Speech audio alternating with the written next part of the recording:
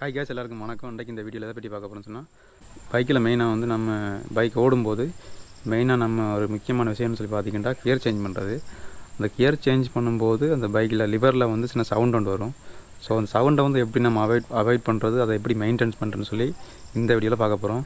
So சேனலுக்கு நீங்கள் புதுசுன்னு சொன்னால் மறக்காமல் சப்ஸ்கிரைப் பண்ணி பெல் ஐக்கானை ப்ரெஸ் பண்ணி ஓல்டு செட் பண்ணி வச்சுக்கொள்ளுங்க. அப்போ தான் நான் போடக்கூடிய வீடியோவெல்லாம் உங்களுக்கு நோட்டிஃபிகேஷனில் கிடைக்கும். ஸோ பேக்ரவுண்டில் வந்து பாட்டு ஒன்று போயிட்டுருக்குது, கேட்குமான்னு சொல்லி தெரியலை, பார்க்கலாம்.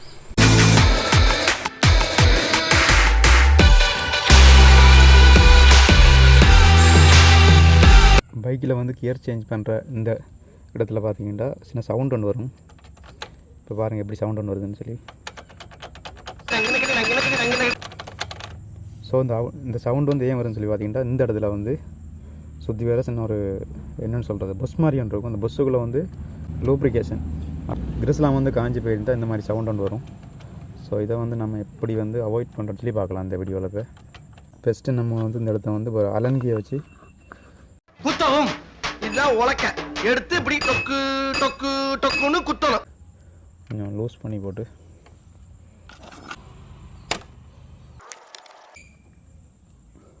இப்போ இதில் வந்து இதை பாருங்களேன், துப்புரவாக கிரீஸ்ன்றதே இல்லை.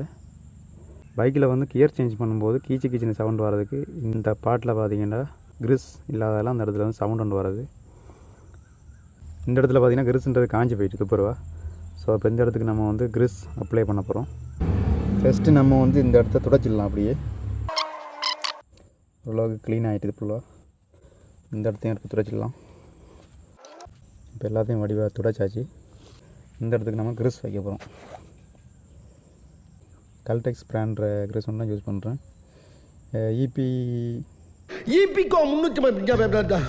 ஸோ நம்ம இப்போ வந்து கிரிஸை இந்த இடத்துல அப்படியே ஃபுல்லாக வச்சு இந்த பாட்டுக்கும் இப்போ கிரீஸை வந்து எல்லாத்துக்கும் அப்ளை பண்ணியாச்சு. இப்போ வந்து பழைய படிக்க இருந்த மாதிரிக்கு ஃபிக்ஸ் பண்ண போகிறோம். இப்போ வந்து ஃபுல்லாக டைட் பண்ணியாச்சு. கீச்சின்ன சவுண்டு அறவே இல்லை, ஆனால் டக் டக்குன்ற சின்ன சவுண்ட் ஒன்று இருக்குது. அது வந்து இதில் அடிக்கிறாங்க காரணம். இந்த இடங்களில் வந்து கிரிஸ்ன்றது பூரா இல்லாட்டி நிறைய பிரச்சனைகள் வரும். கியர் போடுறதுக்கு இரிட்டேட்டிங்காக இருக்கும். ஸோ நான் இந்த வீடியோ வந்து மேக் பண்ணுற காரணம் பார்த்தீங்கன்னா இந்த ஒரு ரீசன் தான். ஸ்கேம் கூட நடக்க சான்ஸ்கள் இருக்குது. என்னென்ன சொல்கிறோம் பாருங்க. இப்போ உதாரணத்துக்கு நீங்கள் வந்து ஒரு மெக்கானிக்கிட்ட கொடுத்தீங்கன்னா அவர் வந்து பைக் ஓடி பார்த்துட்டு கியர்ஸ் ஏன்னு கஷ்டமாக இருக்குது போடுறதுக்கு. ஸோ கிளச்சில் ஏதாவது பிரச்சனைன்னு சொல்லி இன்ஜினியை பிடிக்கக்கூடிய சான்ஸும் நிறையவே இருக்குது. ஸோ கொஞ்சம் அலர்ட்டாக இருந்து கொள்ளுங்க. அப்படியே உங்களுக்கு இந்த வீடியோவில் வந்து நான் பைக்கில் வந்து சின்ன அக்சசரிஸ் ஒன்றையும் காட்ட போகிறேன். ப்ரோ டேப்பர்னு சொல்லி பிராண்டில் வந்து இதுக்கு பேர் வந்து சரியாக தெரியலை. நான் வந்து பேர் தெரிஞ்சால் மென்ஷன் பண்ணுறேன். ஸோ இந்த ஒரு இதுவும் பார்த்திங்கன்னா நல்ல பிரயோசனமான ஒரு பாட்டு உண்டு பைக்கில். இந்த இடம் வந்து எனக்கு பெருசாக பெயின்ன்றது இருக்காது. ஒரு 50 கிலோமீட்டரோ 100 கிலோமீட்டரோ ஓட்டும்போது பாட்டோட ஓட்டும்போது இதுக்கு முன்னுக்கு பார்த்தீங்கன்னா சின்ன வெட்டு ஒன்று இருக்கும். அந்த வெட்டு வந்து சரியான பெயினாக இருக்கும் உண்மையிலே கியர் அடிக்கடி சேஞ்ச் பண்ணும்போது. ஸோ இந்த ஒரு விஷயம் பார்த்திங்கன்னா உண்மையிலே பிரயோசனமான உண்டு.